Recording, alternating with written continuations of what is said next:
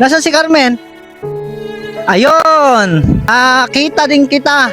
Nagtatago ka lang pala sa maisan. No, nakita na natin si Carmen. Ando, no? Ito lang pala kita mahahanap. Ilang araw kang wala sa inyo. Nakita na rin natin si Carmen. Ang init, dito tayo. Di na mo, ang dungis niya kasi nagbabalat siya ng mais. Ganyan yung mga masisipag na mga kabataang katutubo dito. Nasaan tsinelas mo? Bakit wala kang tsinelas? Ilang araw ka na dito? Dito ka ba natutulog? Dito ka natutulog.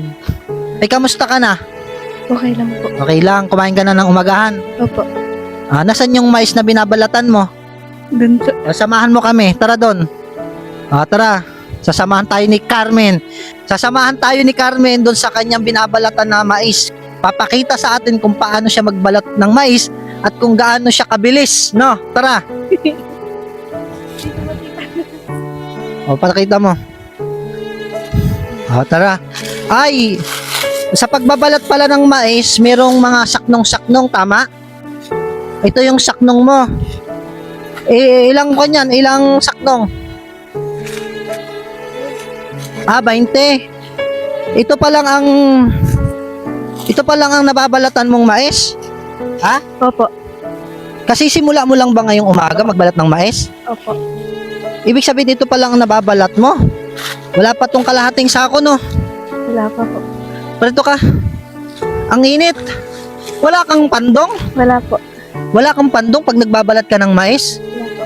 Pero sino na ang nagtumutumban nitong puno ng mais? Ako na rin. Ikaw na rin ang tumutumba. Parang init, di ka nagpapandong. Buti kaya mo. Kaya naman po. Kaya mo. Kailangan mo makapuno ng isang sako. Opo. Magkano ang isang sako? 35 po. 35 pesos. Sa maghapon, nakakailang sako ka ng mais? Mga 5 po. 5. 35 times 5. So maliit lamang po mga followers ang kinikita ni Carmen sa pagbabalat ng mais.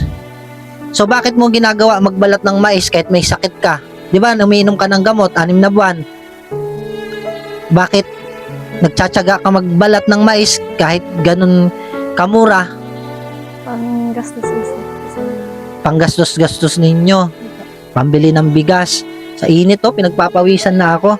Hintay pa lang yung nabalatan mo ng mais. So, pagdating ba ng hapon, sobrang pagod ka? Pagod na pagod ka? Ipakita mo nga sa akin kung paano ka nga magbalat ng mais. Sige nga. Inaapakan mo lamang. Ganyan ka magbalat. Tapos, okay. Next. Tutumba mo na. Okay. Ganyan. Tingnan nyo po mga followers, ang sipag ni Carmen. Ilang araw ka na nagbabalat ng mais? Mga 1 linggo. 1 linggo na. Mga followers, si Carmen po nag-aaral. Ang grade mo na sa susunod? Grade 8. Pasa ka naman. Pasa siya. Lahat sila na magkakapatid, pamilya ay positive po sa TB, pero ilang buwan ka na nagiinom ng gamot? 3 na. 3 buwan. Para kami may pambili ng kabaliin ko. Nakakapagod po mga followers yung ganitong trabaho na ginagawa po ni Carmen na isang kabataang katutubo na dalaga. Natulong po siya sa magulang. Masisipag ang mga to para lamang may pambiling pagkain sila, panggastos. Meron akong good news sa iyo, Ate Carmen, ha? Ibibigay ako doon sa iyo. Doon tayo sa Lilo, wag dito. Pahinga ka muna, ha? Tara. Si Ma'am Angie ay nagpadala sa iyo ng pera. Ito ay nagkakahalaga. Ito yung pera na pinadala ni Ma'am Angie para sa iyo. Hinanap talaga kita, sinunson talaga kita para ibigay ko ito sa iyo. Ito ay nagkakahalaga ng 1, 2, 3, 4, 5, 6. Masaya ka ba, Carmen? Opo. Anong gusto mong sabihin? Maraming salamat po kay Ma'am Angie dahil patuloy po siya nagbibigay ng tulong para sa amin. Magpahinga ka muna sa pagbabalat ng mais. Meron ka ng pera na pambili ng bigas at ng grocery. Magpahinga ka muna sa pagbabalat dahil nakakapagod yan. Mainit ang panahon ngayon. Nag-iinom ka na pa ng gamot. bawal magtrabaho, may sakit ka. Naunawaan mo ba? Opo.